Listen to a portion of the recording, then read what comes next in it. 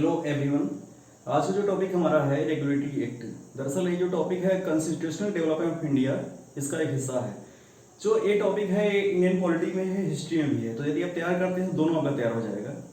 और आपने बहुत सारा वीडियो देखा होगा, इस पर बहुत सारा चीज़ों से पढ़ा होगा, लेकिन मेरी कोशिश ये है कि जब जितनी बार पढ़ते हैं हर बार एक नया दृष्टिकोण, एक नया आउटलुक मिलता है, तो हम उस आउटलुक के हिसाब से समझेंगे। और ये जो दृष्टिकोण जो मेरा है, मैंने ट्रायल एरर मेथड से सीखा है।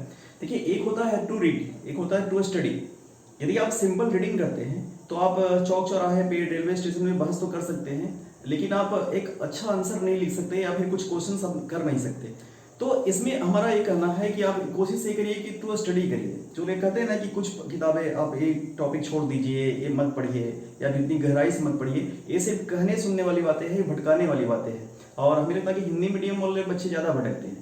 कोशिश ये कि जो सिलेबस जो भी है, जो भी कंटेंट दिया हुआ, उसको इतनी गहराई से पढ़ना है कि क्वेश्चन आजकल कहीं से भी आए, प्रीलिम्स हो या मेंस हो, कहीं से भी आए तो क्वेश्चन को बड़े आराम से कर ले। अब हम, चूंकि मेरा शुरू से ही कोशिश था कि मैं इधर उधर की बात नहीं करूँगा, वीडियो थोड़ा सा मेरा छोटा ही होगा, लेकिन कंटेंट पे होगा, कंटेंट पे मैं फोकस करूँगा। और मैं कोशिश करूँगा कि एकदम क्रिटिकल एनालिसिस करूँ। मेरा सिर्फ जानकारी या सूचनाओं को देना नहीं, उसके लिए विकीपीडिया है, इंसाइक्लोपीडिया, इंटरनेट है, वहाँ से बहुत सारी सूचनाएं जो है कलेक्ट कर सकते हैं। और आज के युग में मुझे नहीं लगता कि it's era lack of information तो नहीं है। एजुकेशन हो सकता है, क्योंकि एजुकेशन थोड़ा सा एक मेरी समझ में व्यापक शब्द है, क्योंकि उसको बाकायदे आपको विभिन्न ज्ञान के विभिन्न स्तरों से गुजरना पड़ता है। खैर, जो आज का हमारा टॉपिक है, मैं थोड़ा सा इस पर टॉपिक चर्चा करूंगा, रेगुलेटरी एक्ट। तो ऐसा क्या हुआ, कौन सी सर्कमस्टेंसेस थी, कौन सी परिस्थितियां थी कि ब्रिटिश सरकार को, ब्रिटिश गवर्नमेंट को, क्राउन को एक रेगुलेटरी एक्ट पास करना पड़ा। इसका नाम में देखिए, रेगुलेटिक। हम लोग नहीं बोलते हैं कि कोई काम यदि बड़े अच्छे से नहीं हो रहा है तो बोलते हैं रेगुलेशन की जरूरत है, थोड़ा सा नियम बनाने की जरूरत है। तो खैर, इस पर हम आते हैं कि ईस्ट इंडिया कंपनी को क्यों करना पड़ा। हमने ये पढ़ा है कि वारन हेस्टिंग्स जब आए, सबसे पहले तो जो बैटल ऑफ बक्सर हुआ, तो बैटल ऑफ बक्सर के बाद फिर क्या हुआ कि इलाहाबाद की संधि हुई। इलाहाबाद की संधि में बिहार, बंगाल, उड़ीसा के दीवानी इनको मिल गई। पहली बार जो ब्रिटिश ईस्ट इंडिया कंपनी थी वो एक क्षेत्रीय शक्ति के रूप में उभरी, एक रीजनल पावर बन गई, जो कि मुगल बादशाह को भी पेंशन दे सकने की स्थिति में थी। सोचिए, हिंदुस्तान की नॉर्थ इंडिया की तीन बड़ी ताकतों ने ईस्ट इंडिया कंपनी के सामने एक तरह से सरेंडर कर दिया। और सोचिए वो लोग कितने डिप्लोमेट्स थे, या उनकी दृष्टि कैसी थी, क्या उनका उद्देश्य था कि उन्होंने पूरे शासन को अपने हाथ में नहीं लिया, यानी एडमिनिस्ट्रेशन उन्होंने हाथ में नहीं लिया, उन्हें सिर्फ राजस्व वाला लिया। ये डुअल गवर्नमेंट है।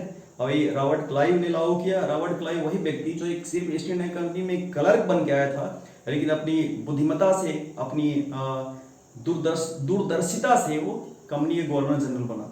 तो ये जो डुअल गवर्नमेंट रहा, ये दुनिया के सबसे भ्रष्ट, लुटेरी और निकम्मी सरकार थी। केएम पनिकर इतिहासकार हैं, उन्होंने कहा कि खुली लूट है।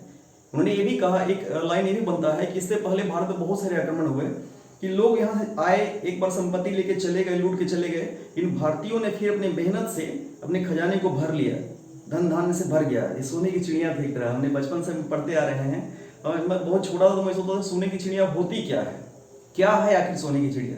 तो मुझे ये लगता है, मुझे जब मैं बाद में बड़ा हुआ, मैंने हिस्ट्री पढ़ा, ज्योग्राफी पढ़ा, पॉलिटी पढ़ा, तो मुझे लगा कि जो फर्टाइल लैंड यहाँ का था ये बड़ा अच्छा था, और हम लोग शुरू से व्यापार वगैरह कर रहे थे। खैर, हम इस टॉपिक पर आते हैं कि इसमें क्या था कि ईस्ट इंडिया कंपनी को हर साल 4 लाख पाउंड ब्रिटिश संसद को देना था, क्राउन को देना था। इसके आधार पे उसको एक तरह से कॉन्ट्रैक्ट था, जैसे ठेका होता है ना। ये सोचिए कितनी बड़ी विडंबनापूर्ण स्थिति है कि हमारे देश को, हमारे महान देश को, एक बहुत बड़ी सभ्यता को एक कंपनी को ठेके पे दे दिया गया था। किसने दिया था? क्राउन ने दिया था। 4 लाख पाउंड देना था और बदले में यहाँ पे चलाना था। लेकिन हुआ कि इतनी लूट यहाँ पे हुई, इतनी खुली लूट हुई। सुलीवन एक अंग्रेज विद्वान है, उन्होंने लिखा है कि जो हमारा जो सिस्टम है वो एक स्पंज की तरह काम करता है, जो गंगा के जो किनारे के जो रिसोर्स है उसको सोखता है और टेम्स में जाके वर्षा कराता है। इसी को आगे चल के दादा भाई नौरेजी बोलते हैं ड्रेन ऑफ वेल्थ, यानी कि यहाँ का धन बाहर चला जा रहा है। और यही हमारे भारतेंदु हरिश्चंद्र ने कविता में कहा है कि सबसे बड़ा दुख क्या है कि यहाँ की संपत्ति बाहर चली जा रही है। खैर, लेकिन फिर क्या हुआ कि इसी बीच क्या हुआ कि 1770 में इतिहास का सबसे बड़ा अकाल पड़ा, 17 करोड़ों लोग मारे गए। तो इसमें चूंकि जब जो शासन कर रहा है, जो शासन एक केंद्र में है, जरूरी है कुछ उपाय ह्यूमैनिटेरियन मानवतावादी लोक कल्याणकारी उपाय अपनाए, लेकिन ऐसा कोई उपाय अपनाया नहीं गया। तो अब क्या हुआ कि जो उनके खुद इंग्लैंड में विरोध हुआ, क्योंकि इंग्लैंड के जो लोग थे वो भी ईस्ट इंडिया कंपनी से चिड़े हुए थे। जो यहाँ के व्यापारी जो थे निजी व्यापार कर सकते थे, यहाँ से जब वो लौटते थे तो वहाँ पे वो नवाब कह के इनको चिढ़ाते थे या बाबू साहब ऐसे कह के चिढ़ाते थे लोगों को। फिर क्या हुआ कि अब देखिए कितना विडंबना कैसा है कि एक तरफ खुली लूट है बंगाल की, दूसरी तरफ कंपनी ने कहा कि वो दिवालिया है। कंपनी में 60 लाख पाउंड का ऋण था। कंपनी ने ब्रिटिश क्राउन से कहा कि उसे 10 लाख पाउंड और ऋण के रूप में चाहिए। सोचने वाली बात है कि जिस कंपनी की वजह से, जिस कंपनी की नीतियों की वजह से भारत गरीब होता गया, बंगाल बिल्कुल बर्बाद हो गया, और वो कंपनी दिवालिया होने के कगार पे थी। 60 लाख पाउंड, ये क्या दिखाता है कि कंपनी दिवालिया थी पर अधिकारी माला माल, क्योंकि निजी व्यापार कर सकते थे, वहां से काफी पैसा लेकर वो लोग जा रहे थे। अब चूंकि ये 10 लाख पाउंड लोग मांग रहे थे, तो जो क्या हुआ कि ब्रिटेन हिल गया। लॉर्ड नॉर्थ उसमें प्रधानमंत्री थे, उन्होंने कहा चूंकि बैंक ऑफ इंग्लैंड के पास उन्होंने अपनी अर्जी दी थी, संसद में बाकायदे जांच हुई। जांच कमेटी के हेड बरगायन थे। यदि एक नंबर का सवाल पूछता है तो ये है कि बरगायन थे। इन्होंने कहा कि भाई किसी भी असैनिक सरकार के लिए, यदि मिलिट्री सरकार या डिक्टेटरशिप इतना अत्याचार करती है तो चलेगा, लेकिन कोई भी असैनिक सरकार जो है, जो मानते हैं कि हम डेमोक्रेटिक कंट्री हैं, अब यदि ये चलता रहा तो भारत और इंग्लैंड दोनों डूब जाएंगे, और इस कदर डूबेंगे कि फिर पुनरुत्थान नहीं होगा, फिर से दोनों रिवाइव नहीं कर सकते, रिवाइवल नहीं हो सकता। तो इसी को लेकर के बड़ा वहाँ पे एक कियोटिक सिचुएशन था, बहुत सारा आरोप प्रत्यारोप लग रहा था, लेकिन ब्रिटिश संसद ने 2 अधिनियम पारित किए। देखिएगा, एक अधिनियम कंपनी को 14 लाख पाउंड मिल गया 4% की दर पे, और दूसरा था रेगुलेटिंग एक्ट। जो दूसरा अधिनियम पारित हुआ था ये रेगुलेटिंग एक्ट है। नाम से ही लग रहा है रेगुलेट, यानी कि ईस्ट इंडिया कंपनी के कार्यों को रेगुलेट करना। बरगायन ने अपनी रिपोर्ट में भी कहा था कि व्यापार और प्रभुसत्ता को अलग अलग करने की चीज है, सर्जनिटी एंड ट्रेड दोनों अलग होना चाहिए। अब एक सवाल ये उठता है कि क्या कंपनी इस अधिनियम के पास होने से खुश थी, या जो कंपनी के सपोर्टर थे? बिल्कुल नहीं भाई। जो कंपनी के जो व्यापारी लूट रहे थे, आगे हम बताएंगे क्या सिचुएशन था, जो कंपनी के व्यापारी लूट रहे थे वो क्यों खुश हो गए। तो रेगुलेटरी एक्ट के प्रावधान हम मूल रूप से देख लेते हैं क्या होता है। सबसे पहली बार सेंट्रल एडमिनिस्ट्रेशन, केंद्रीय प्रशासन की नींव रखी गई। ये पहली बार ऐसा हुआ कि सेंट्रल एडमिनिस्ट्रेशन की नींव रखी गई, और एक गवर्नर जनरल बनाया गया। गवर्नर जनरल की परिषद बनाई गई, और कहा गया कि निर्णय जो होगा वो बहुमत से होगा। ये आपका 3 का 4, चूंकि गवर्नर जनरल की परिषद में 4 मेंबर थे, तो 3 लोग यदि पक्ष में है तो डिसीजन ऐसे लिया जा सकता है। एक डर उन लोगों और लग रहा था कि अधिकारियों पर थोड़ा सा नकेल कसी जाए, या फिर भारत में एक न्यायिक प्रणाली को जन्म दिया जाए। इसको लेकर के 1774 ईस्वी में कोलकाता में एक कोर्ट की स्थापना की, सुप्रीम कोर्ट उन्होंने कहा, सुप्रीम कोर्ट की स्थापना की गई, और इसको सैन्य सारे अधिकार दिए गए, कोई भी खटखटा सकता था। ये अपीलीय न्यायालय भी था, इसमें आप अपील भी कर सकते थे, उसमें भी कुछ कमियां थी, आगे हम लोग इस पे चर्चा करेंगे। अब जो है कि इसमें जो मुख्य प्रावधान क्या थे, तो इस पे हम लोग देखते हैं। पहली बार जो क्या हुआ कि रेगुलेटिंग एक्ट के द्वारा केंद्रीय प्रशासन की नींव रखी गई।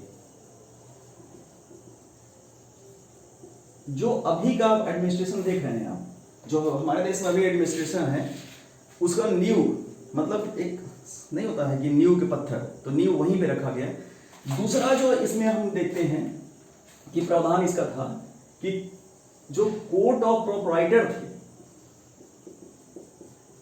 कोर्ट ऑफ प्रोप्राइटर, कंपनी के प्रोप्राइटर वगैरह जो होते हैं, तो इनकी संख्या 24 थी, और कार्यकाल इनका 4 साल का था। इनमें से 25% हर साल अवकाश प्राप्त कर लेते थे। पहली बार क्या हुआ कि बंगाल शासन मंडल बना। थोड़ा इसको एक समझिएगा, केंद्रीयकरण जो इसका नेचर है रेगुलेटरी एक्ट का वो है सेंट्रलाइजेशन का है। तो जो बंगाल का गवर्नर जनरल था, बंगाल के गवर्नर जनरल को मद्रास और बंबई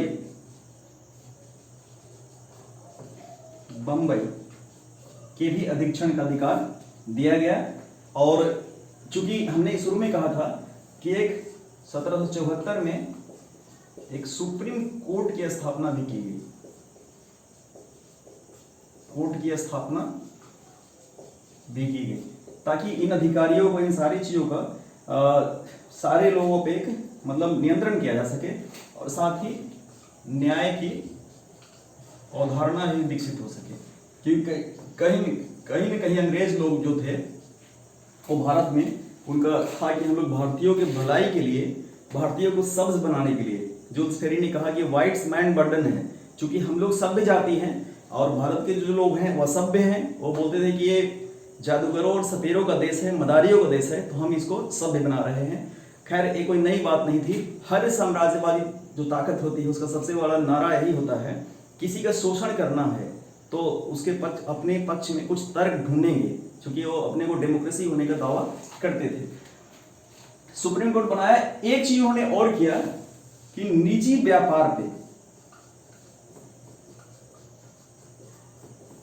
क्योंकि मैंने अभी जिक्र किया था कि कंपनी मालामाल, कंपनी दिवालिया होने के कगार पे थी, अधिकारी मालामाल थे, कैसा कैसे हो सकता है ये दिखाता है। इसलिए उन्होंने क्या किया कि निजी व्यापार पे जो टेबल के नीचे का जो डिप्लोमेसी होती है, टेबल के पीछे से कि उपहार दे करके या कोई फेवर लेकर के मेरा काम कर दो, तो उन्होंने कहा कि इसको थोड़ा कम किया जाए।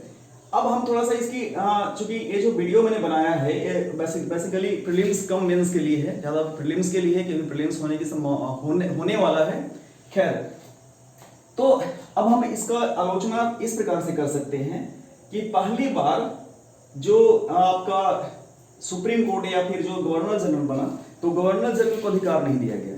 जो वारेन हेस्टिंग्स के अलावा जो अन्य मेंबर्स थे आपस में लड़ते रहते थे, तो डिसीजन लेना बहुत ही मुश्किल था, डिसीजन मेकिंग बिल्कुल ही टफ था, इतना आसान नहीं था। दूसरा, जो सुप्रीम कोर्ट की स्थापना की गई, तो सुप्रीम कोर्ट के में भी मतलब कानून की जो संहिता होती है यह सुनिश्चित नहीं किया गया, क्योंकि भारत एक पुरानी सभ्यता थी, पुरानी संस्कृति थी। यहाँ सदियों से चले आ रहे थे। हिंदू लॉ था, मुस्लिम लॉ था, बहुत सारे कास्ट थी, जातियां थी, धर्म के लोग थे, सबके अपने अपने एक न्यायिक परिपाटी थी। खैर, हम लोग चलते हैं। तो supreme court governor general accept किया गया।